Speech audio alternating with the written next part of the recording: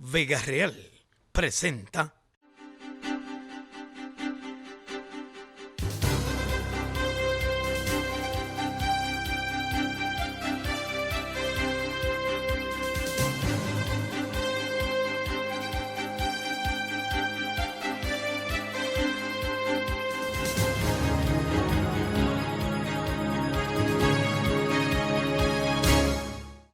Bueno, hoy tenemos un programa muy especial en Visión Siglo XXI porque contamos con un maestro, con un historiador, con un escritor, que es el ingeniero César Arturo Abreu, presidente del Instituto Haitiano Filial La Vega, y vamos a hablar de una vida real de Juan Pablo Duarte. Cuando se hablaba del natalicio de Juan Pablo Duarte en República Dominicana, el país se paralizaba.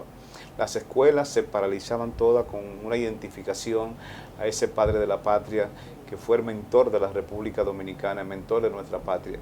Pero queremos hoy analizar ese personaje, esa vida íntegra, esa vida desprendida de Juan Pablo Duarte. Buenas, César Arturo.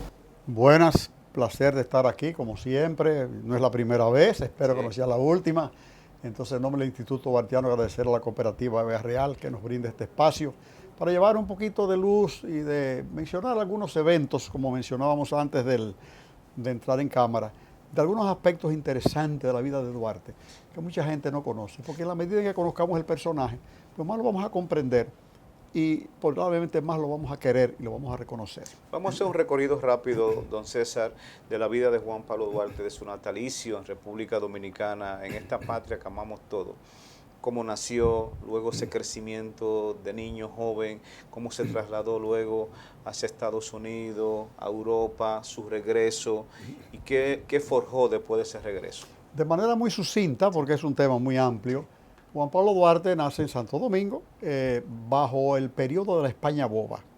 Recuerda que en el 1909 Sánchez Ramírez se habíamos independizado de Francia, a la que habíamos sido regalados, por decirlo entre comillas, y él nace en ese periodo en la que estábamos con España, pero España nos tenía a un lado. Inclusive para pagar los sueldos había que mandarlo desde México. Había un estado de pobreza, de desidia, y Juan Pablo nace en medio de ese ambiente, ¿verdad? Y comienza a formarse en ese ambiente. Decía que cualquier otra persona criado en un ambiente deprimente, tal vez no hubiese tenido los vuelos que él tenía.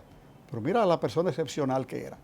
Recibe una educación, fue brillante su educación primaria, pero apenas tiene unos años, ya en el 1822, 13 años tenía, cuando se presenta la ocupación haitiana. Ya vienen los haitianos en febrero de 1844 y nos invaden y nos dominan, nos implantan su régimen autoritario, de terror, dictatorial, todo lo que tú quieras. Una intervención de un país sobre otro, con diferentes costumbres, diferentes maneras de hablar, diferente religión, todo. Entonces Juan Pablo comienza a formarse dentro de esos dos ambientes, porque hay que tener eso, la España boba y después la dominación haitiana, ¿verdad? Pero eso no le quita a él el ir desarrollando el amor a la patria. Como tú comienzas a querer a La Vega, cuando tú, que si eres de Palmarito, comienzas a querer a Palmarito. Sí. Y Juan Pablo comenzó a querer su patria en su vida. Yo lo imagino correteando en los patios floridos de la capital, caminando por las callejuelas que tenían adoquines, tal vez dándole el primer beso a una noviecita. Él era hijo de Juan José Duarte, que era español, y de Manuela Díez, que era dominicana, del Ceibo. Entonces, todo eso se junta a conformar este ser humano, digamos, excepcional, porque lo fue. Y narro todo esto como vicisitudes para que tú veas que el haber nacido, circunstancias adversas, el haber tenido un ambiente que no te favorecía, no es óbice para los jóvenes de hoy, para que tú no tengas ideales y valores como tenía Juan Pablo Duarte. Entonces, cuando él ya tiene unos 16 años, los haitianos ya habían cerrado todas las escuelas, habían cerrado las iglesias, habían cerrado las universidades, y ya las clases que recibía, que era en su casa, maestros privados, le decían los maestros al papá, no tenemos más nada que enseñarle, ya él lo aprendió todo, y sáquelo de aquí porque se va a atrofiar. Entonces el padre decide mandarlo a España, con un amigo que viaja. El viaje, como era natural, no había vuelo directo, por decirlo así, a España. Había que tomar un barco que cogía un mes para llegar a Nueva York, de Nueva York esperar un barco que zarpara para Europa, que era para Inglaterra, donde iban, para cruzar el Canal de la Mancha, para pasar por Francia, pasar y finalmente a España. Él hizo todo ese periplo y en cada parada de esa fue aprendiendo algo. En Nueva York, por ejemplo, aprendió el inglés, se dedicó también a estudiar contabilidad, Cuando cualquiera de nosotros hubiese ido, lo que nos vamos a fiestar y a conocer la ciudad y a pasear. Él entró en Canal Estrella, para que la gente que no vaya a Nueva York. Él vivió en el Bowery, o sea, la parte donde estaban las Torres Gemelas. Torres Gemelas. Ahí, de hecho, hay una estatua de él y hay un parque que tiene su nombre. Sí. Exacto. Entonces va a Inglaterra y lo que va es al Parlamento y ve las discusiones entre los nobles y los comunes y ve aunque hay un rey, pero es una democracia, sí, y aprecia todo esto y va a Francia. Francia está en ebullición de la revolución, libertad, igualdad.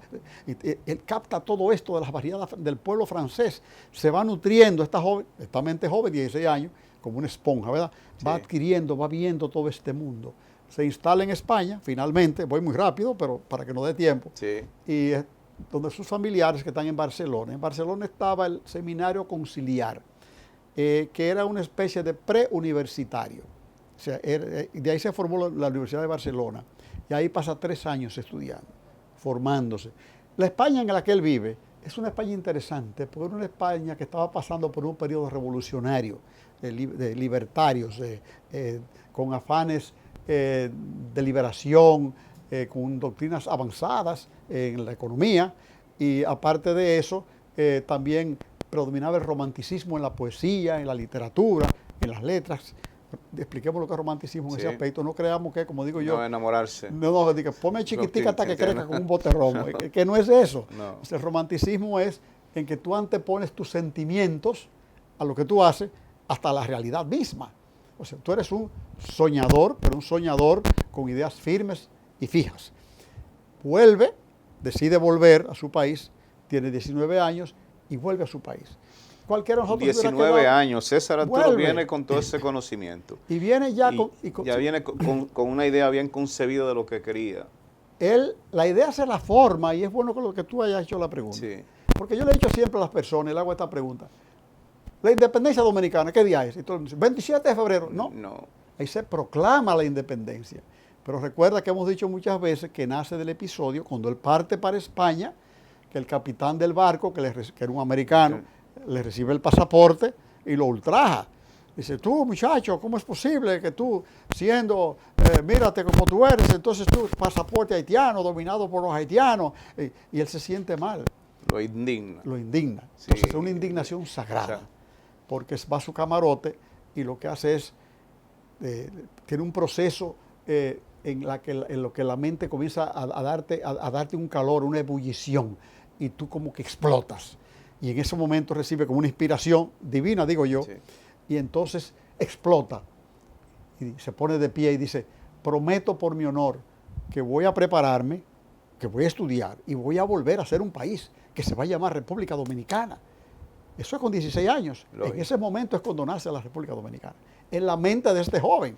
Ese impacto de ese capitán ahí. O sea que ya él, cuando él se va, ya él se va con la mente de que va a volver, de que él va a prepararse. Ya está todo, en su mente está todo prehecho. Por eso regresa.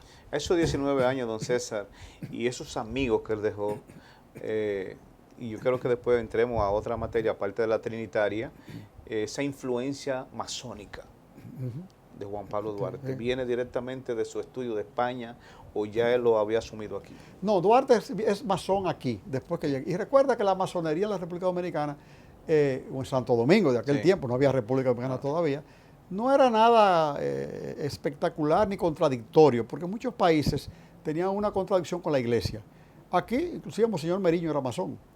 O sea, que había, digamos que los masones de antes eran como los rotarios de hoy, los leones, los 2030. Es un club de compartir de servicio, el conocimiento y seguro. De compartir. Entonces él, como persona amante al servicio, además él tenía la peculiaridad de que veía cualquier oportunidad de que él podía sembrar la idea de la independencia, él participaba en esa sociedad. Recuerda que en el 1832, después que él vuelve, él ingresa al ejército haitiano y llega a alcanzar el grado de coronel. O sea que él tenía en su mente, mira, todo como va desarrollando, porque no fue muy improvisado, va desarrollando toda esta trayectoria, va amarrando sus cosas. O sea, el proceso de la independencia no fue sencillo. No, hubo una preparación, incluso dominar los idiomas también era importante. 7 idiomas Sí. que dominaba, ¿ves? No, y la preparación de Porque los estos eran estudios. capitanes y eran el ejército haitiano era un ejército preparado y los que mandaron aquí eran militares muy preparados. Qué bueno que tú mencionas eso, Sí. porque la persona piensa, dice, pero de Haití, pero ¿qué es lo que es Haití? De Haití se independiza cualquiera, eso ni siquiera países, ahora mismo dicen un país fallido, un estado fallido, se dice Pero es la ahora. referencia que usted En ese tiempo, Haití contaba con 1 millón de habitantes. Nosotros éramos 120,000, contando los viejitos y los niños y las mujeres. Dominicanos, futuros dominicanos en general, éramos 120,000. Haití tenía un ejército de 20,000 hombres. 20,000 hombres entrenados. Generales haitianos habían peleado con Napoleón en Europa y estaban Lógico, condecorados. o sea, que aquí no vino cualquier cosa a dirigir el país. No, era una fuerza avasallante. Lógico. Ahora, Haití era un estado poderoso. Había heredado de los colonos franceses una producción agrícola enorme. Además, decían que la mesa del Palacio de los Reyes de Napoleón Bonaparte en Francia se comían productos cosechados en Haití, de la producción que tenía Haití, que no es el Haití de hoy. No. Hay que imaginarse aquello. Haití era tan poderoso que Haití suple a Simón Bolívar de armamentos y lo ayuda en la independencia de América del Sur, O sea, el armamento que llevaron ellos de Francia y de esa que ellos habían tomado del ejército francés, francés. se los cedieron en parte a Simón Bolívar, aparte de recursos económicos que le dieron. Petión le daba todo eso a Bolívar y lo ayudó a crear la Gran Colombia. O sea, es para que veamos la magnitud del ejército y del gobierno haitiano. A lo que enfrentó Duarte, a lo que tuvo que lidiar Duarte Ahí para quiero llegar. independizarnos. Ahí quiero llegar. Encima de vencer todo lo que ya hemos hablado, de su ambiente, de cómo se crió, de las limitaciones que tenía, encima de eso, tener que luchar con un Estado poderoso como era Haití.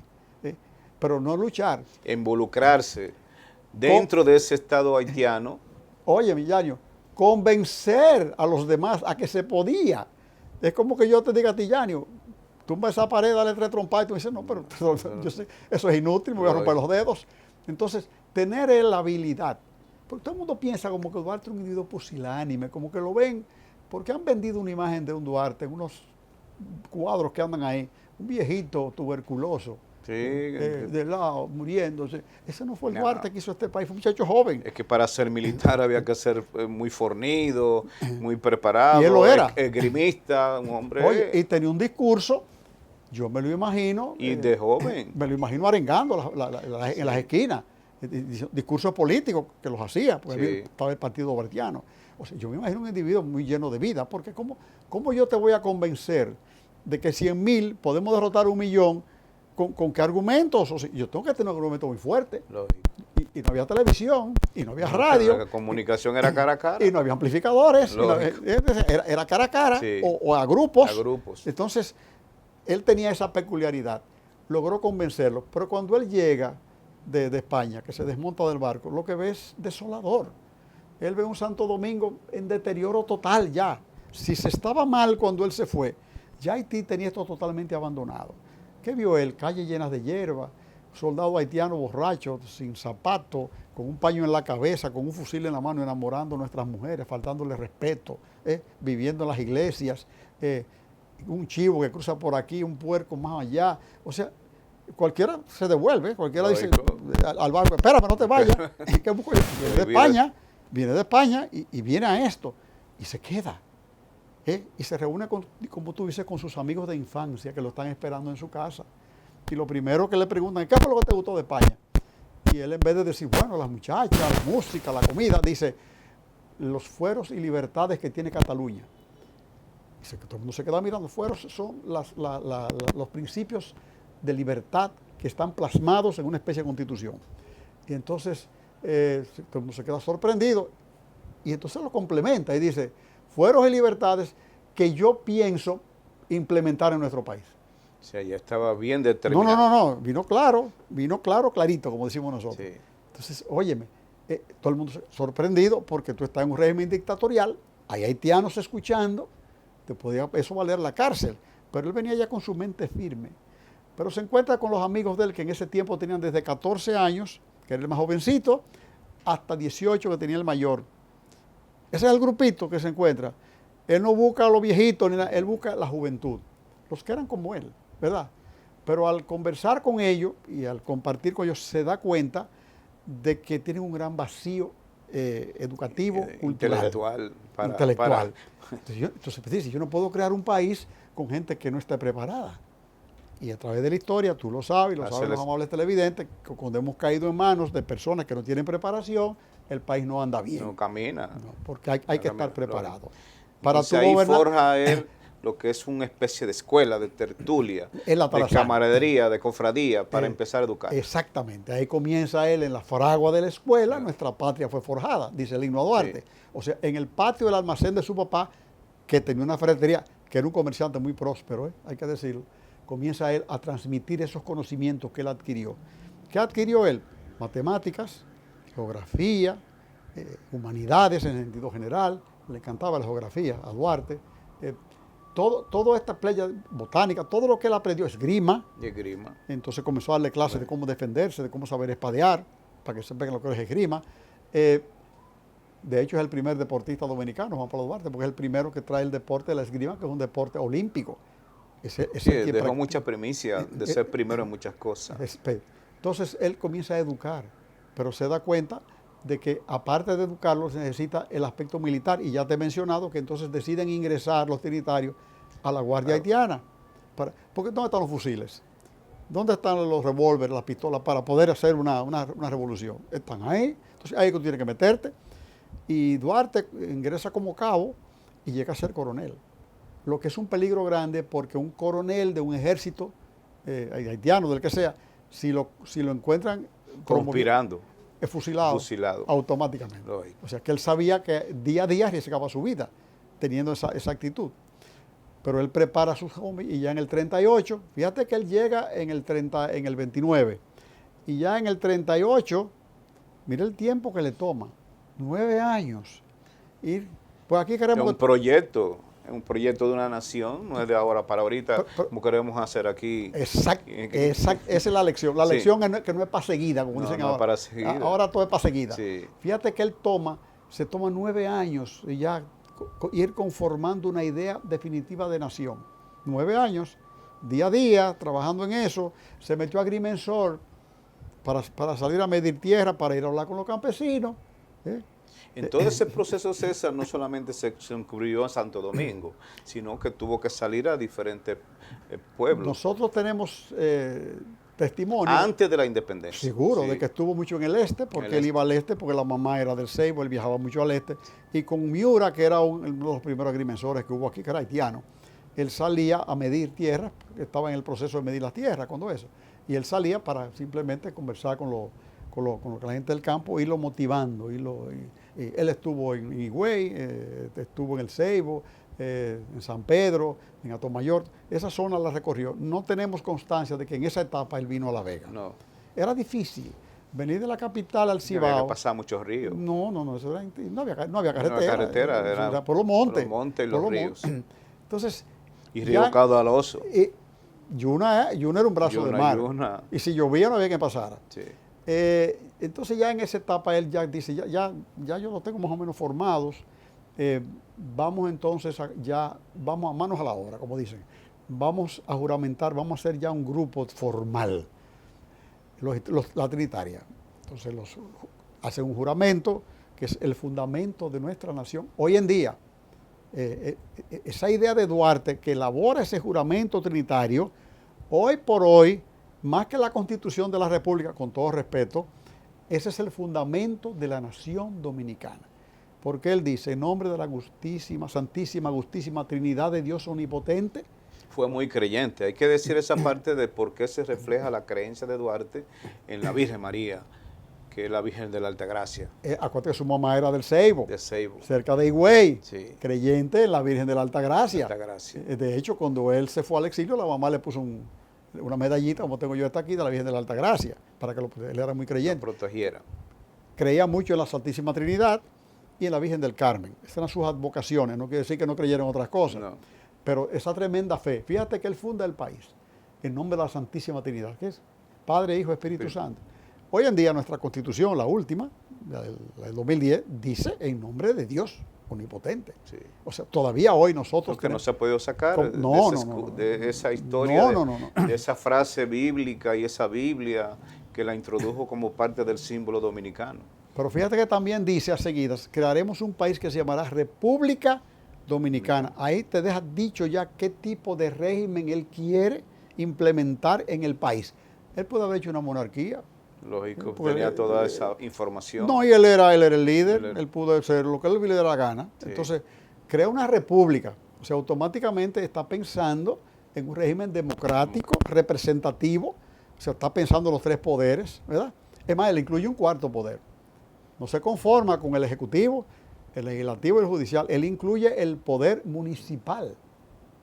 Por eso es el primer municipio de nuestro país, es Duarte, como un cuarto poder. O sea, los síndicos, los ayuntamientos son un poder. No, esa estructura que creó Juan Pablo Duarte son tan vigentes, independientemente de la Constitución, que es actualizada, son tan vigentes y son la base fundamental de esta patria que tenemos hoy día. Por eso te digo que... Porque no se quiere reconocer, tal vez, ni siquiera hablamos de la Constitución actual, hablamos de esos parámetros que Juan Pablo Duarte, de esa Constitución que Juan Pablo Duarte hizo. Por eso es que te he dicho que ese juramento es el fundamento actual de la nación dominicana.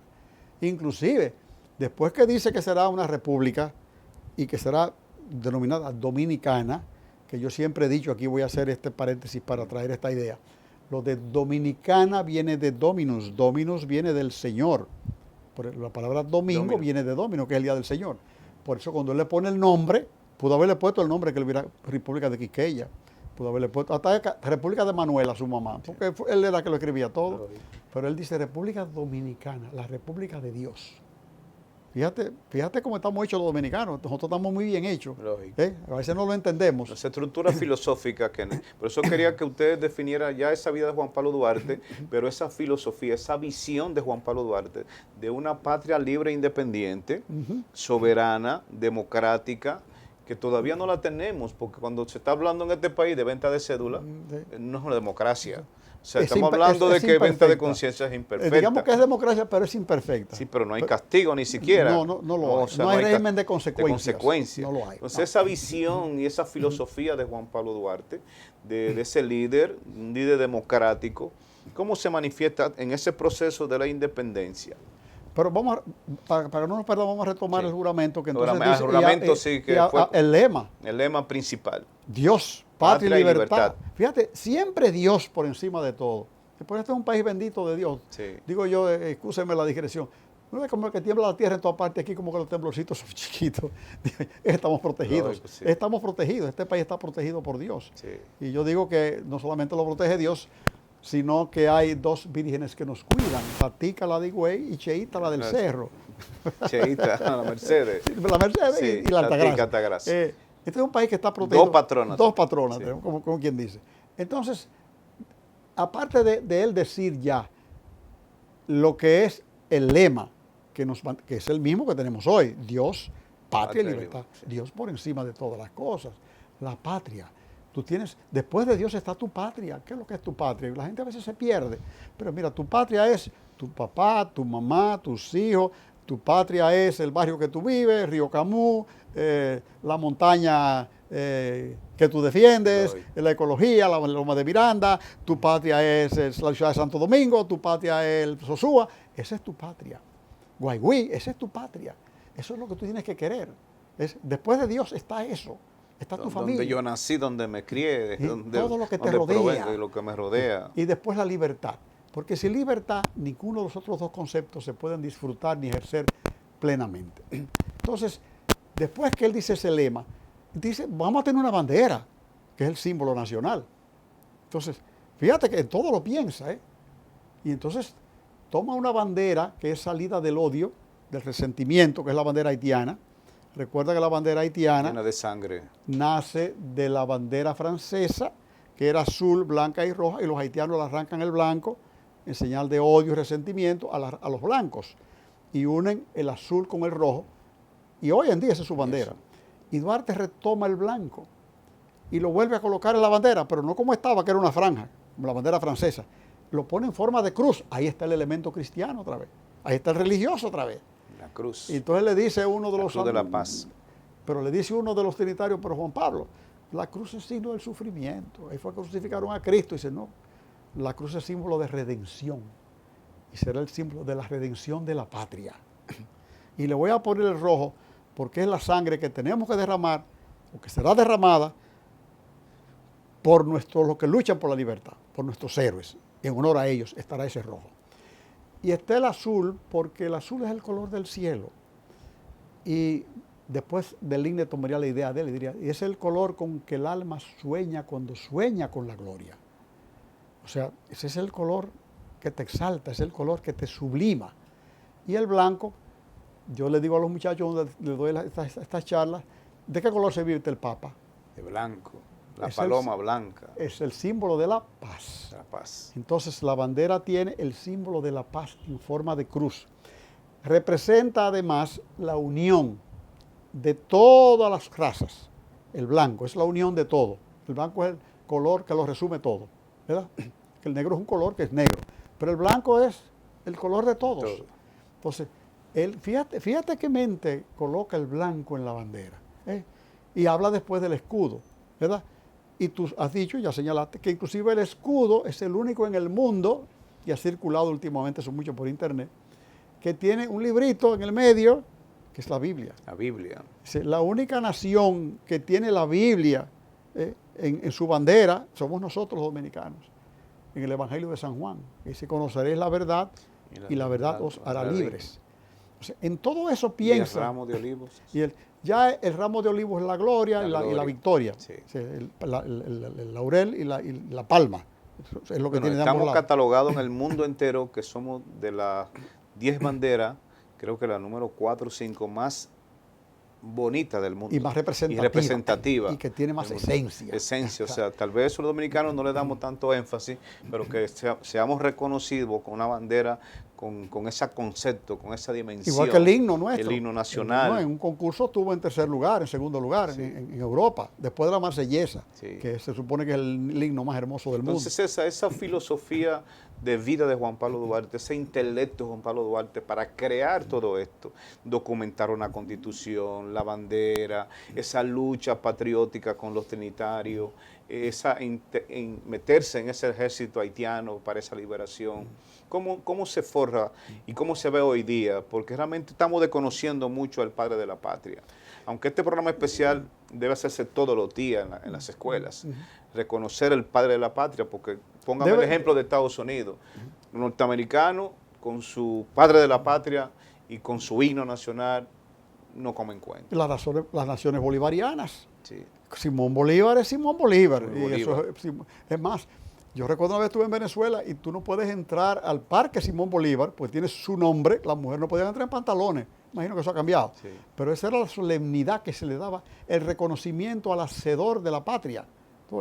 Y entonces tenemos nosotros la dicha de que Estados Unidos tuvo una independencia liderado por un militar, pero que las luces intelectuales la aportaba Benjamin Franklin, Hamilton, todo ese grupo que formaron con él. Intelectuales, abogados. Eso. Pero aquí tenemos nosotros, en el padre de la patria, tenemos nosotros, no estoy diciendo que los demás no lo tenían, No. porque lo tenían, pero Juan Pablo Duarte era la cúspide, era un individuo que lo unama todo. Entonces, lo que hay que entender es de que este señor, con esa entrega, ¿verdad? Con esa entrega, con ese amor que demostró, con esa preparación que tenía, nunca pretendió nada, nunca quiso nada para él, nunca aspiró a dirigir el país de manera arbitraria ni imponer sus criterios. Era un individuo abierto siempre a la democracia. Cuando se le propuso ser presidente, lo que dijo fue, ¿y quién me eligió? Porque tiene que elegirme el pueblo. Bueno, don César, vamos a la segunda parte para que usted nos hable de esa guerrilla interna que se dan a veces en esos movimientos, pero que no se dio en la Trinitaria, de que nadie salió corriendo y se escapó a una lucha, aunque eran pocos, de estar unidos y cada uno predicar en sus diferentes escenarios Así lo fue. que debió ser la independencia de la República. Si vamos a una pausa, regresamos con don César Arturo Abreu, hablando del natalicio de Juan Pablo Duarte y toda su vida histórica, hasta cómo murió.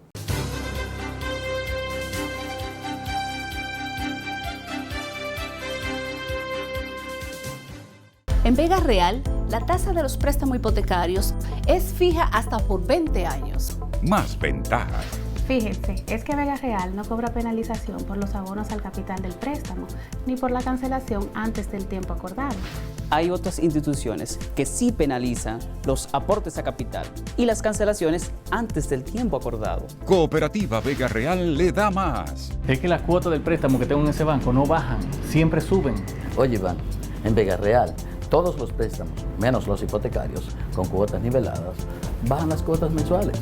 Cooperativa Vega Real, grande y confiable.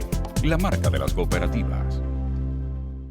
Me hice socio de Vega Real y gracias a Dios construí el sueño de mi vida, mi casa propia. Hágase socio de la Cooperativa Vega Real y abra hoy mismo su cuenta de ahorro o depósito financiero y reciba muchos beneficios. Mi casa se puso cerca con el préstamo hipotecario de Vega Real. El camino real más corto para conseguir su casa.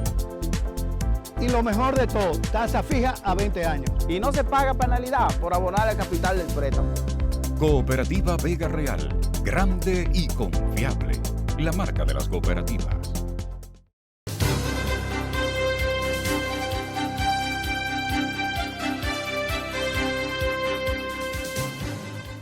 Bueno, hablar con César Arturo Abreu de la vida del patricio Juan Pablo Duarte, de su natalicio, de todo lo que hizo por nuestra patria. Don César, vamos ahora a la segunda parte.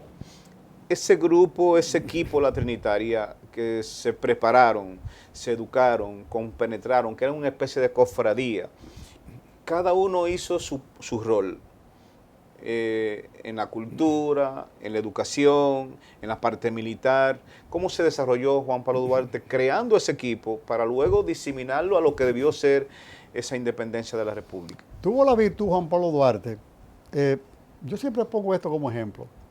Si los 12 apóstoles no hubiesen formado parte con Jesucristo, ¿verdad?, de la iglesia original, nuestra iglesia fue una iglesia muerta. Porque al morir Jesucristo todo se hubiera terminado. Lógico. Sin embargo, la iglesia nuestra católica vive, la cristiana, porque hay apóstoles que continúan su labor. Estaban identificados totalmente con la idea de Jesucristo en ese tiempo. Con Duarte pasa lo mismo. Duarte sabe elegir los 9, o sea, 8 o 9 con él, que van a formar ese grupo de trinitarios. Él los sabe elegir, sus amigos, pero no son sus amigos de élite, son los amigos que él tenía en un pueblo tan pequeño. La ciudad de Santo Domingo tal vez tenía 20.000 habitantes, era un pueblecito en ese tiempo. Así tienes tú que Sánchez, por ejemplo, era hijo de Narcisazo. Narcisazo era un hombre de color, era negro, que lo que hacía era peines, era digamos un individuo, un obrero. Y entonces Francisco Rosario Sánchez, inclusive cuando nace, no es hijo natural, no es hijo legal de él y la madre. Por eso tiene, en realidad, al ser hijo de Narcisazo Sánchez, tú lees Francisco del Rosario Sánchez, el Rosario es de la mamá, pero entonces lo asume después como nombre. O sea, para que quede eso claro, Francisco del Rosario es como yo me llamo César Arturo, ¿verdad? Sí. Y entonces el Sánchez ya es el apellido que se lo da posteriormente el papá, Narcisazo. Un muchacho humilde, traído, Juan Pablo lo ve un día y le dice a Mella, ven acá, a Ramoncito, como le decían a Mella. Ramoncito, y el hijo del peinetero, este muchacho. Dice, no, él es bueno, él es inquieto, invítalo, dile que venga. Y entonces esa persona que tiene ese liderazgo tiene como un sexto sentido y dice, lo voy a integrar al grupo. Porque originalmente no estaba. No. O sea, cuando juramenta los 9 originales, ni está Mella, ni está Sánchez, no estaban en el grupo original, esos se integran después, ¿verdad? Y forman parte ya de ellos, pero los originales no estaban ellos. Fueron integrándose y como tú dices, fueron creciendo y asumieron el sistema de contacto de yo contacto 3. Y de los 3 que yo contacto, cada uno contacta 3, el otro contacta 3. Pero Duarte lo evaluaba. Hasta donde podía. Por ejemplo, Duarte sabía que en La Vega tenía un grupo, se llamaban comunicados. Aquí el padre José Eugenio Espinosa, que nunca ha sido bien honrado por los ayuntamientos, ninguna calle lleva su nombre, era el principal contacto de Duarte, era el cura del pueblo. Pero estaban lo que le decían los Pepes o los Dones, ¿verdad? Que eran todos José, que era el grupo de duartianos que había en La Vega. Entonces, cada individuo se multiplicaba. Por eso tomó 9 años. O sea, tú te has preguntado por qué cuando se proclama la independencia el 27 de febrero no hubo muertos. Porque estaba todo amarrado. O sea, cuando se proclama la independencia, ya La Vega lo sabía, ya lo sabía Montecristi, lo sabía Baní. O sea, cada uno de los trinitarios tenía ya su había enlace, hecho su trabajo. Ya tenía su secuela. Exactamente. O sea, su célula. Exacto. Y eso nace, obviamente, del espíritu que le inculca a Duarte, de desprendimiento, de que lo que hay que trabajar no es para mí, no es en mi beneficio propio, sino para la patria. Y él logra. Porque aparte, hay bueno señalar que aparte de esa formación política que Duarte le dio, y de esa educación que él le trató de imprimir, recuérdate que hacen la dramática. O sea, acuérdate que ellos van al teatro. No había periódicos, no había televisión, como ahora usted está viendo este programa, aquí le estamos dando informaciones. Era el compartir sus ideas ahí ante un público. En un teatro. Un teatro. Hacían obras de teatro para motivar la conciencia, ¿verdad? Y después hacen la filantrópica. La filantrópica era como los clubes Rotario y León y 2030 y todo eso, que era la gente se reunía a charlar, a ayudar a los demás. Y todo eso fue formándose, fue formando este grupo compacto. Al final fue un solo fueron grupo. Muchas instituciones, filantrópica, la escuela, dramática, la parte de militar. Y después, lo que yo considero que fue una universidad con el padre Gaspar Hernández, que él lo logra, se reunían en la iglesia de Regina Angelorum, y ahí daba el padre Gaspar Hernández, aunque estaba a favor de España. Sin embargo, era muy liberal, por decirlo así, y le impartía clases de filosofía. Estamos hablando de gente para ese tiempo muy preparada. Bueno, los demás, respectivamente, cuando ellos salían de clase, decían, ahí vienen los filorios, tal vez diciendo los amanerados. Sí. Filorio como una deformación de filósofos. Sí, los que se están preparando para... Sí, burlándose de ellos, el pueblo llano, común. Sí. Oye, pero ese grupito sí sabían lo que estaba. Y se estaba preparando. Ahora, ¿dónde no hubo esa unión? Cuando Duarte contacta los elementos conservadores, digamos los terratenientes, en ese tiempo no habían grandes industriales, no habían industrias, pero eran terratenientes. Y Duarte sabe que tiene que convencer a todo el mundo y se dirige hacia el Ceibo, porque le han dicho que allá están los hermanos Santana. Ahí están los ateros. Los ateros, sí. Tienen un hato es una finca. Una finca. Grande, llena de ganado. Entonces, Duarte se dirige a ellos, no encuentra a Pedro, pero encuentra a Ramón, que era mellizo, el hermano, y lo convence. ¿No? Estamos contigo. No llega a conocer a Pedro Santana porque no estaba ahí en ese momento. Desafortunadamente, porque Ramón sí comulgó con las ideas de Duarte. Y entonces tuvo con él, pero Santana fue otra cosa. Ya en Santana se personifica el caudillo tradicional, yo diría que el político de pacotilla, tal vez de hoy en día, que lo que piensa es en él, en enriquecerse él, y la patria pasa a un quinto o octavo plano. Poco le importa eso. Sí. Esos son sus intereses. Y la política conservadora. O sea, este país no va a funcionar.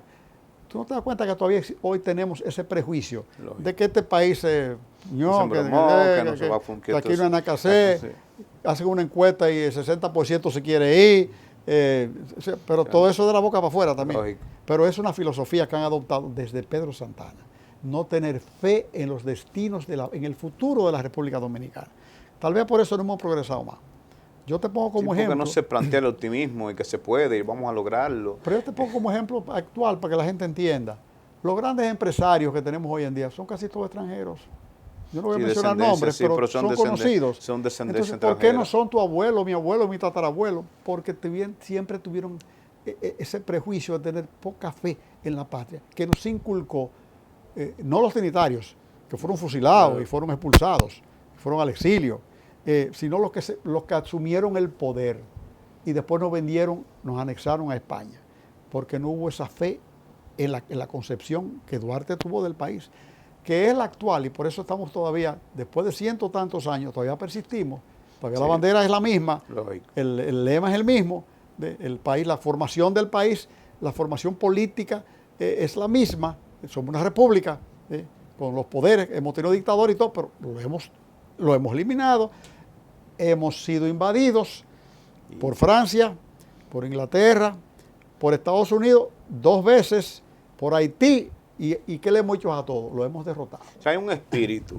de lucha que se puede combatir, Pero esa idea de Juan Pablo Duarte ha minado y ha calado porque Pedro Santana asumió el poder. Sí, dictatorialmente. Impuso el poder. Dictatorialmente. Sí, y entonces aquí hay una repetición de santanista. Todo el tiempo. El gran pecado original, tú sabes que nosotros de que nacemos con el pecado original de Adán y Eva. El pecado original de la patria se llamó Pedro Santana. El gobierno de Pedro Santana. Se malogra el ideal trinitario de una república libre, soberana, independiente, libre de toda potencia extranjera que se hunda la isla, fundamentada en valores, en una constitución que hace Duarte liberal, le hubieran dicho en aquel tiempo hasta medio comunista, porque tenía unos criterios muy avanzados, y asume el poder todo lo contrario. Esa es una cultura. Entonces eso le costó no solamente el desencanto, la tristeza, el destierro a Juan Pablo Duarte, todo ese proceso de ese grupo que asumió de atero, que asumieron el poder con ese clientelismo, de esa vocinglería, porque tenían en cada pueblo como vocingleros,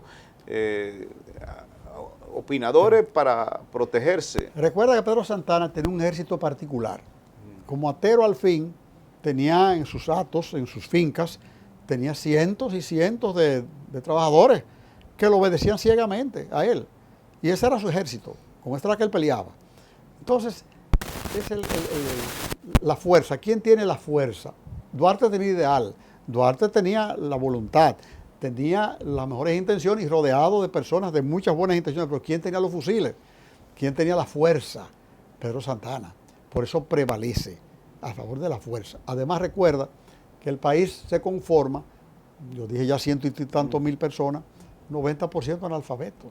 O sea, todavía no habíamos pasado por la España boba, habíamos pasado por el gobierno haitiano. Y pobreza, pobreza. Y una pobreza extrema, que la pobreza es lo peor, que la pobreza es la que induce a todos esos vicios que tú hablas, sociales. Es la pobreza que te hace vender tus ideales y irte con el que más te dé. O sea, la pobreza es la que desvirtúa el ejercicio democrático, porque el hambre es la que manda. Entonces, la República Dominicana se encuentra en esos dos polos. El pecado original, que fue el de Pedro Santana, que estamos tratando de lavarlo todavía. En este programa estamos echándole una agüita, a ver si se va. Sí. Eso. Y la idea de este programa es, entiendo yo, la cooperativa que tiene su filosofía y que se fundamenta precisamente en la fe en el futuro de los seres humanos y de todo el mundo. O sea, por eso prevalece. Entonces, la idea de este programa es que nosotros entendamos que la República Dominicana está compuesta de una manera tal de que tiene que persistir, de que va a persistir, de que va a sobrevivir todas las adversidades que se le presenten, porque lo ha hecho. Entonces esa es la idea de este programa, que se entienda eso. Estamos tratando de darle, hasta del programa, los fundamentos, los valores, las razones históricas que están ahí plasmadas, de que nosotros no hay quien nos derrote, ¿verdad? Que hemos caído 1000 veces, pero 1000 veces nos hemos levantado, que en cada dominicano existe el Adán de la caída, pero el Cristo de la resurrección, en cada uno de nosotros. Busque lo que usted lo tiene, no se dé por vencido, luche, trabaje, siéntase orgulloso de ese legado que le dejó Juan Pablo Duarte. Esa es la idea de este programa, transmitir esos valores. Entonces, excuse que me lo interrumpa, Juan Pablo Duarte creyó en la educación como el soporte básico para echar hacia adelante, sacarnos de la pobreza, para el intelecto, para los debates, para los análisis críticos. Tú lo señalaste, por eso desde que llega lo que hace la escuela de la Tarazana, ¿verdad? Tú lo señalaste. ¿Qué ha pasado con esa escuela Juan Pablo Duarte? Esa escuela que después Hostos trató de fortalecerla, recuerda, que fue un educador que vino y otros más tantos, se fue diluyendo con los intereses particulares de gobiernos, vamos a decir, dictatoriales, que no le interesaba que nadie se cultivara. Porque si tú te cultivabas, veías el estado de cosas y veías que tú estabas en una dictadura y que había que luchar. Entonces, mientras más tú mantenías el pueblo más bruto, más alejado, más inculto, más fáciles de gobernar. Más se parece, el hombre inculto se parece mucho a una bestia.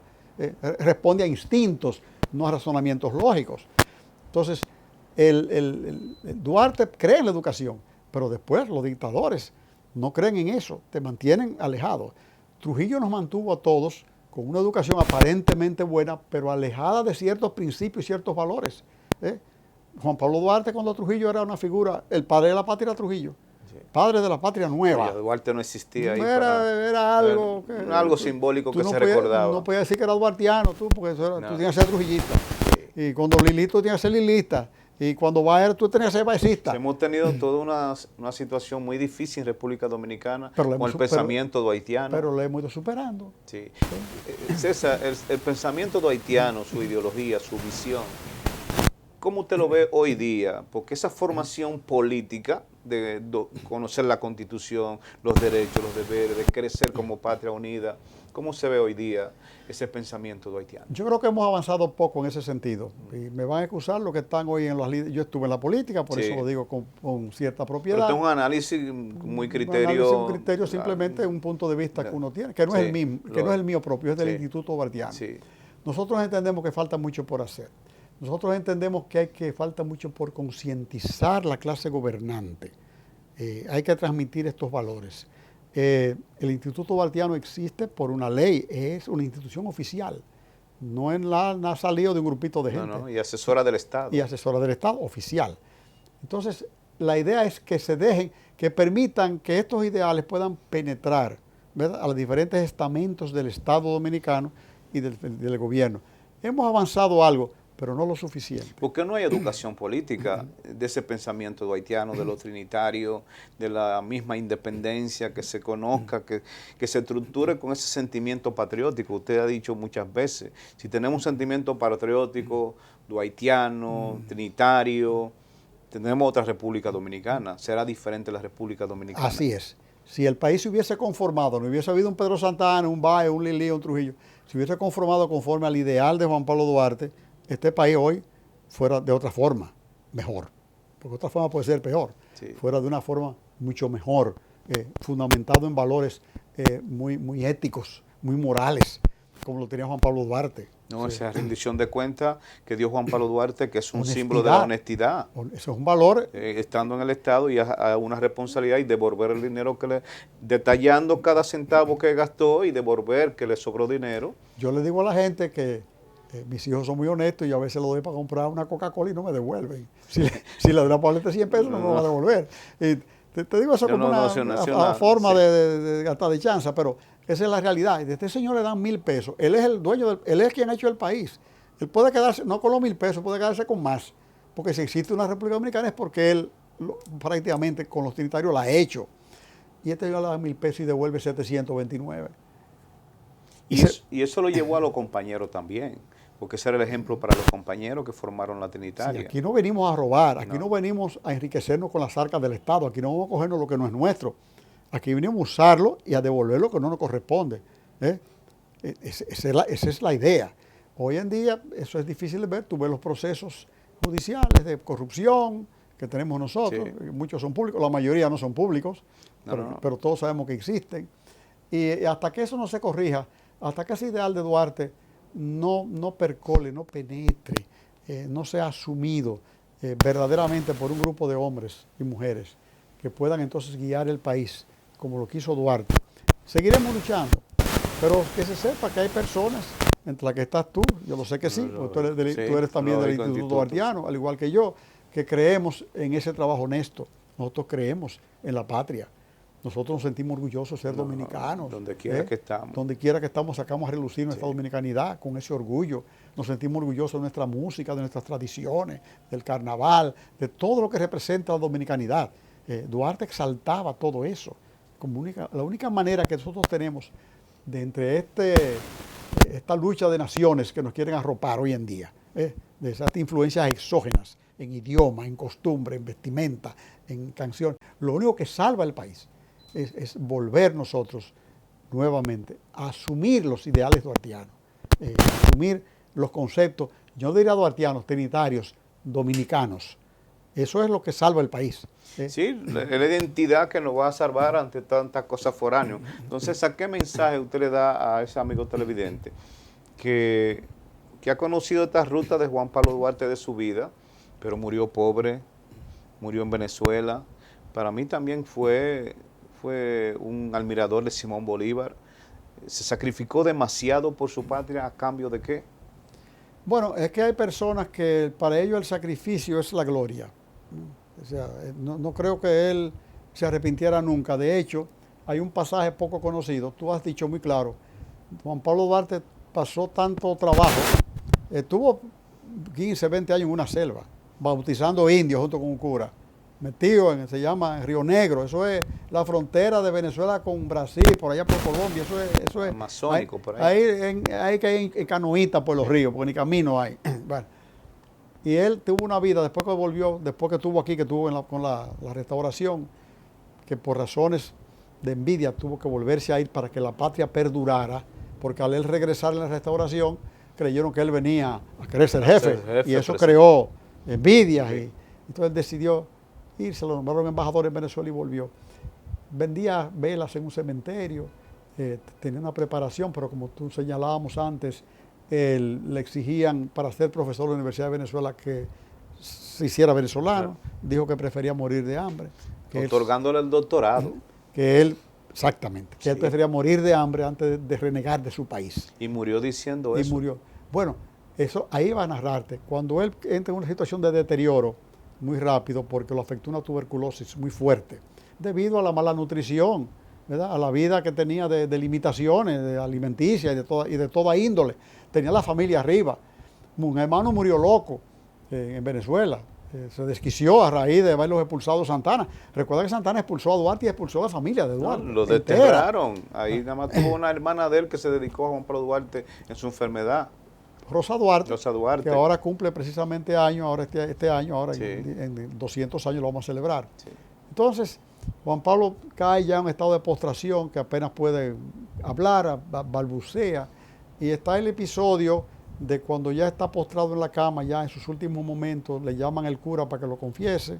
Él era católico practicante, quería confesar, va a la extrema unción.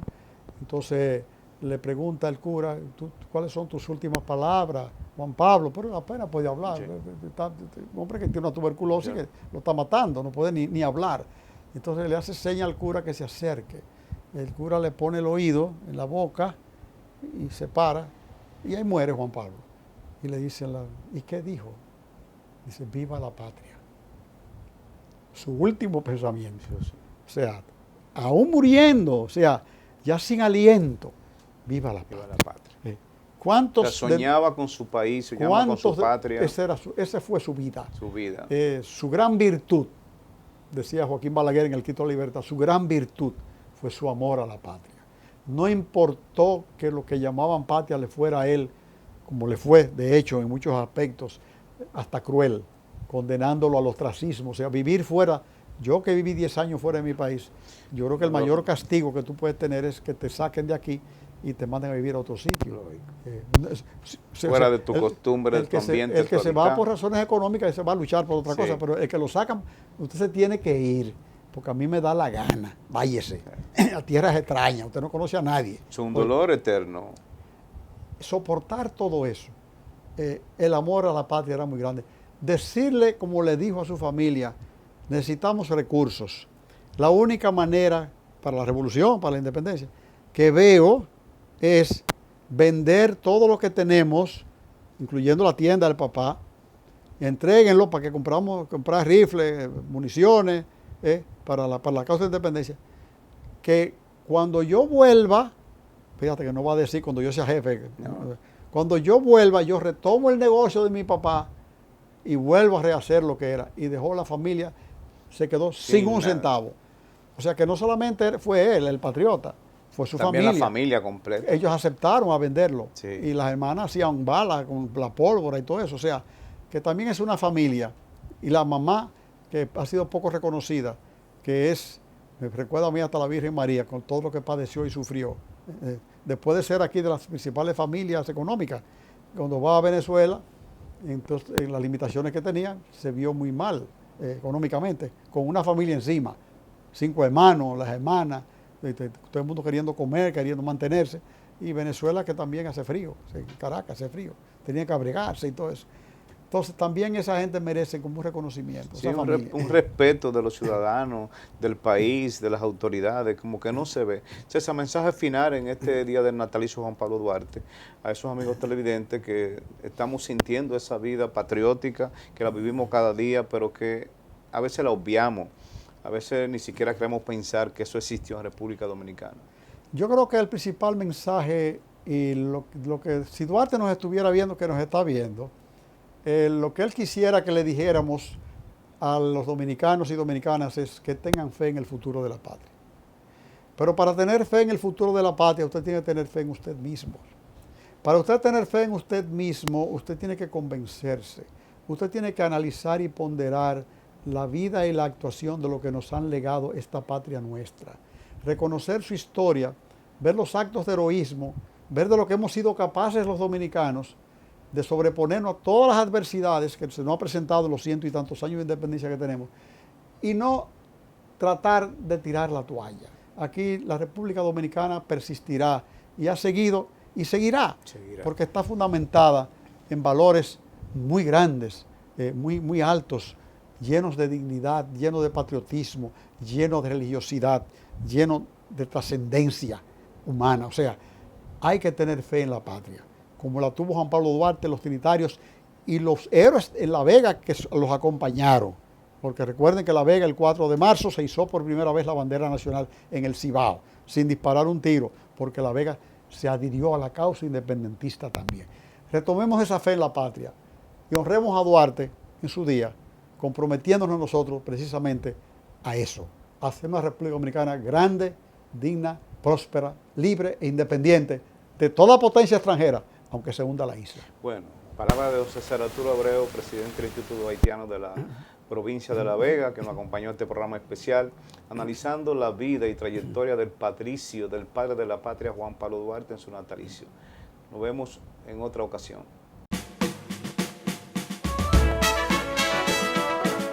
Con el sonido de un cañón nació en febrero mi nación.